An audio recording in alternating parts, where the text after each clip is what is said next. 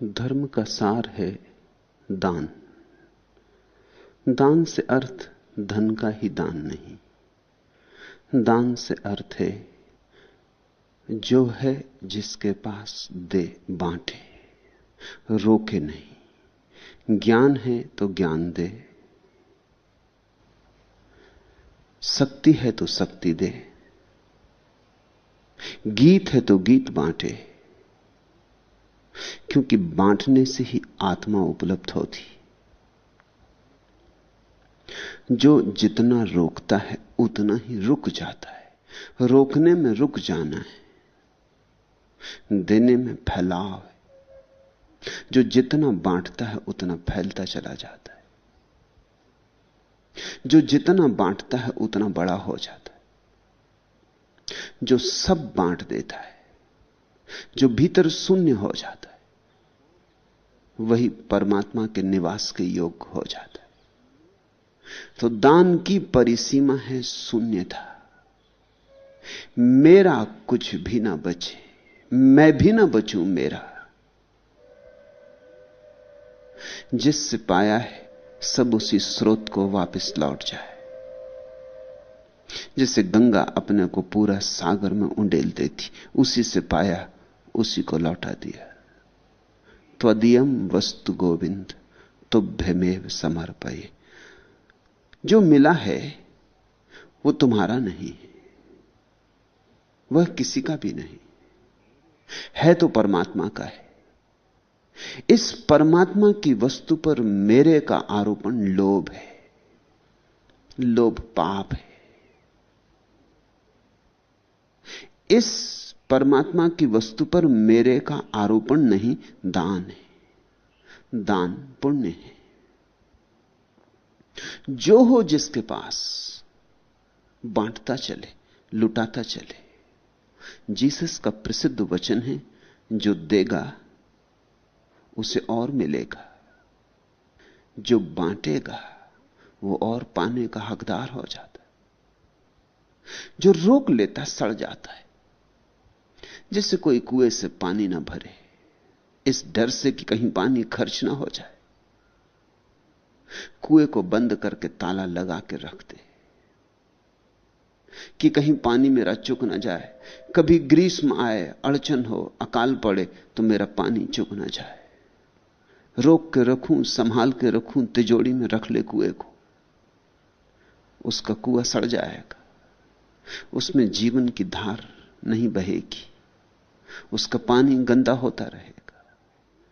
धीरे धीरे उसका पानी विषाक्त हो जाएगा, पीने योग्य नहीं रह जाएगा। कुएं का जल निर्मल होता, ताजा होता, क्योंकि रोज रोज पानी भरा जाता। कुआं रोज रोज लुटाता, और जब कुआं लुटाता है तो नए झरने उसे भरते चले जाते। तो कुआं जवान रहता है, बूढ़ा नहीं होता, सड़ता नहीं, गलता नहीं, गंदा नहीं होता। नदी बहती रहती है तो स्वच्छ उज्जवल रहती। जहां नदी अटकी वहीं सड़ांध है। जीवन की नदी के संबंध में भी यही सत्य है। दान धर्म का मूल है। और ख्याल रखना, फिर दोहरा दूं, अक्सर तुमने सोच लिया है कि दान यानी धन का दान, क्योंकि हम धन के ऐसे दीवाने हैं कि हम संसार के संबंध में सोचते तो धन के संबंध में सोचते, और धर्म के संबंध में सोचते तो भी धन के संबंध में सोचते। हमारा धन पर ऐसा रुग्ण मोह है। तो जब कोई कहता है दान, तो तत्क्षण तुम्हें ख्याल आता है मेरे पास क्या है।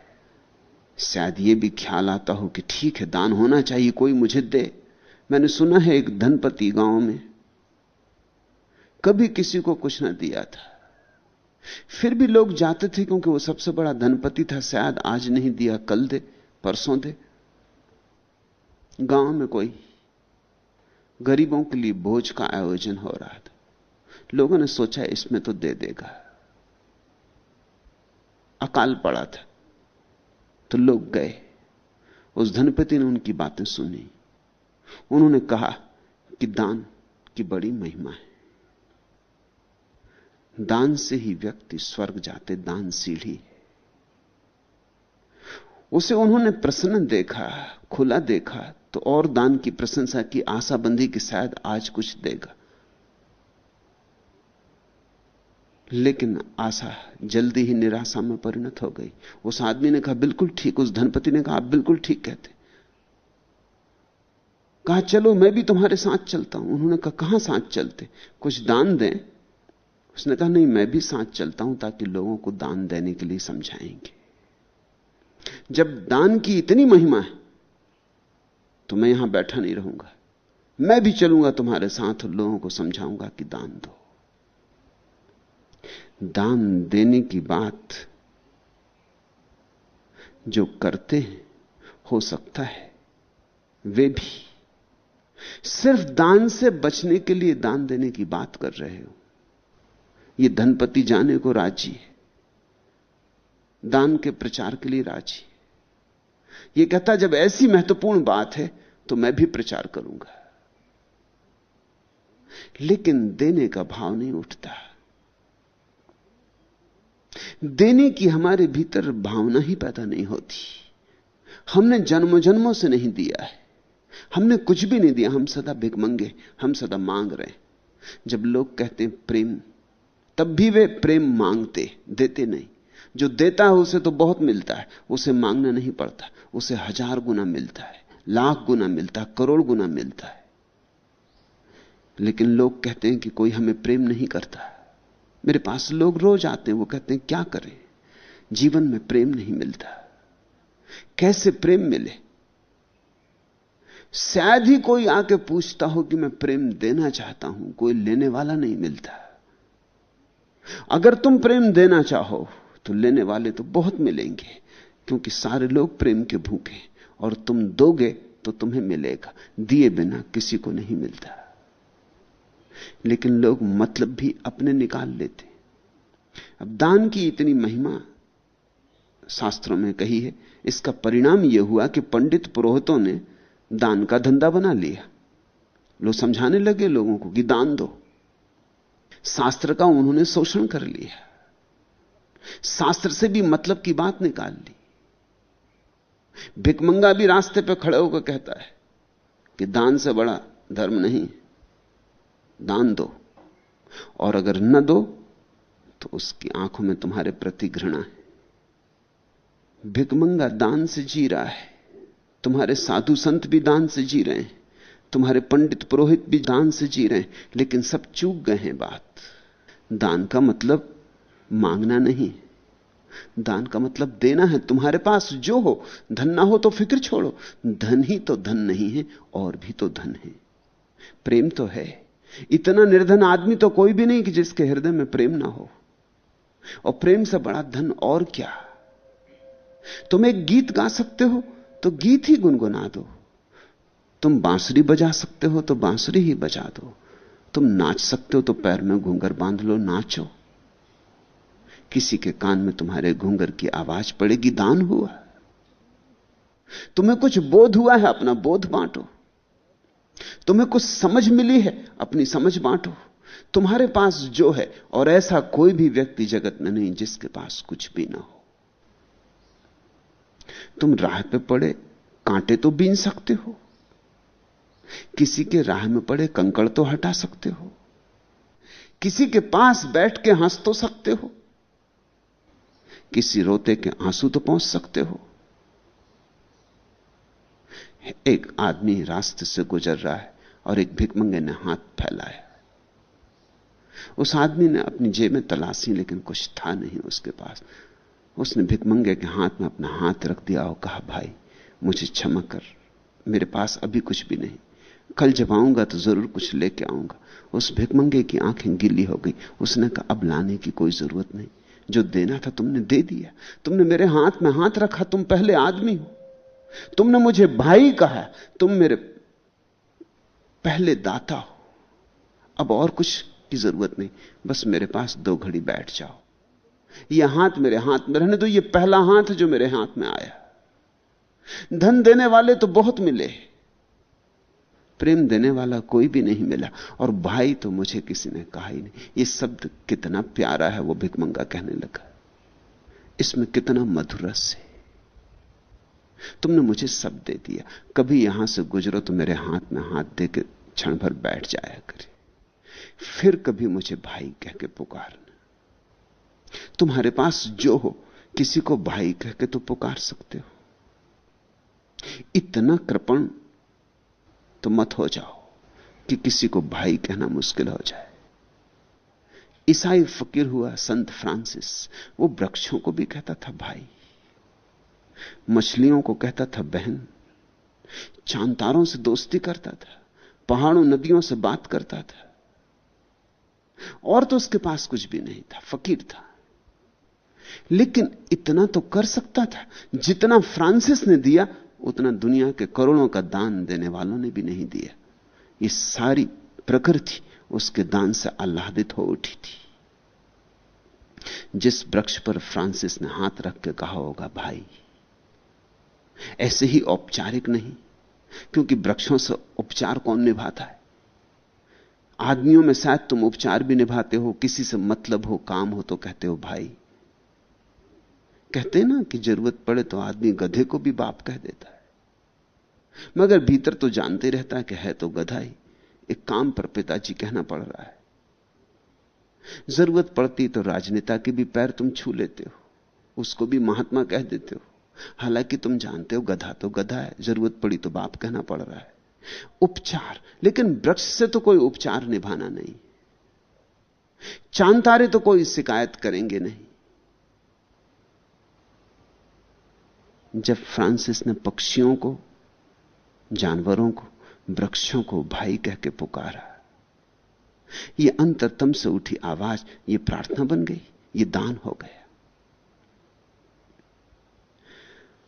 तो ख्याल रहे, धर्म का सार है दान। दान अर्थात देने की क्षमता। क्या दिया इस पर जोर नहीं, दिया इस पर जोर है। और जिसने दिया उसे बहुत मिला, और जिसे बहुत मिला उसने फिर बहुत दिया, और ऐसे ये श्रृंखला बढ़ती ही चली जाती, इसका फिर कोई अंत नहीं। और जिसने सब दिया उसने समग्र पा लिया। जो दे के शून्य हो गया उस पर सारा अस्तित्व बरस उठता है। परमात्मा उसे अपना घर बना लेता है। दान का अर्थ है देने की क्षमता, बांटने की कला। ख्याल रखना, दान भी बेहुदा हो सकता है अगर कला ना हो।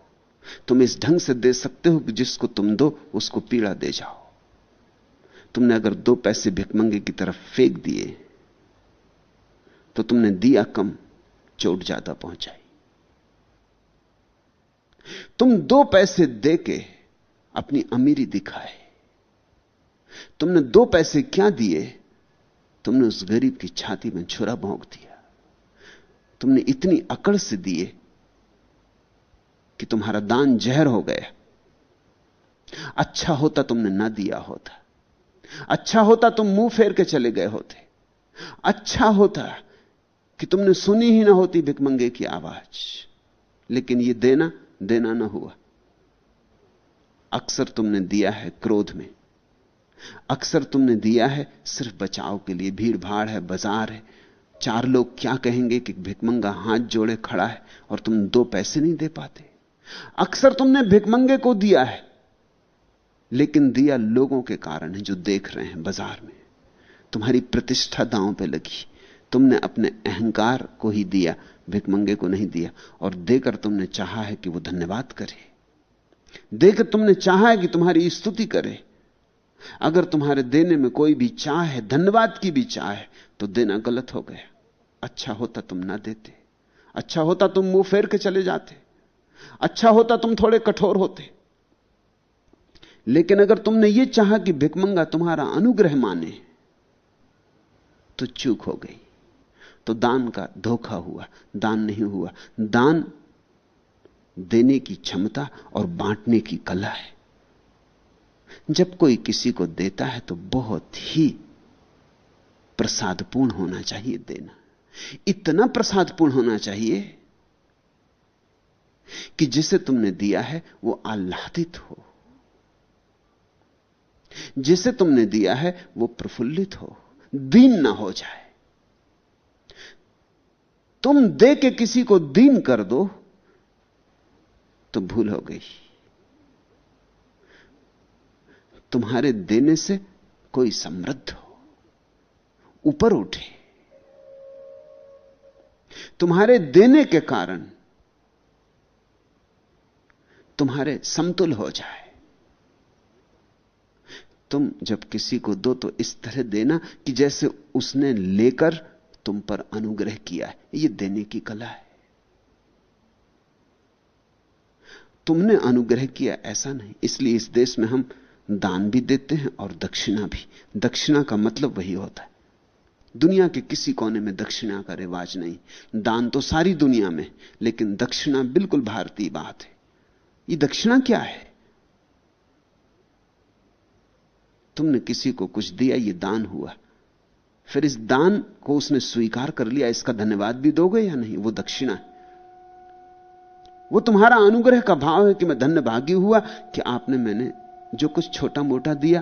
फूल तो नहीं था, फूल की पाखुरी थी, फिर भी आपने स्वीकार कर लिया, मैं धन्य भागी हूं। आप इंकार भी कर सकते थे। आप कह देते रखो अपनी फूल की पाखुरी, मुझे फूल चाहिए। तुम्हारा इंकार मुझे तोड़ जाता। तुमने मुझे तोड़ा नहीं। तुम्हारी बड़ी कृपा है, अनुकंपा है, तुम्हारी करुणा है। यह बड़ी अपूर्व बात है दक्षिणा। यह भारत की अपनी अनूठी खोज है और इसमें सारी कला छिपी है दान की। इसका मतलब यह हुआ कि देने वाला अनुग्रहित है, लेने वाले का क्यों? ऐसा क्यों होना चाहिए? साधारण गणित तो यही कहेगा कि जिसको मिला है वो अनुग्रहित हो। लेकिन हमने कुछ और गहरा गणित खोजा। हमने कहा जिसने दिया है वो अनुग्रहित हो। क्यों? क्योंकि जिसने दिया है उसे बहुत गुना मिलेगा। जिसने लिया है उसका तो लेना समाप्त हो गया। जिसने दिया है उसने बहुत पाने का उपाय कर लिया। जिसने लिया है उसका तो कुछ आगे का द्वार नहीं खुलता। जिसने दिया है वो बहुत पाने का मालिक हो गया, हकदार हो गया। तो धन्यवाद कौन करे? धन्यवाद वही करे जिसने दिया है। अगर ये गरीब इंकार कर देता तो ये द्वार स्वर्ग के बंद हो जाते। इस गरीब ने तुम्हारे स्वर्ग के द्वार खोल दिए।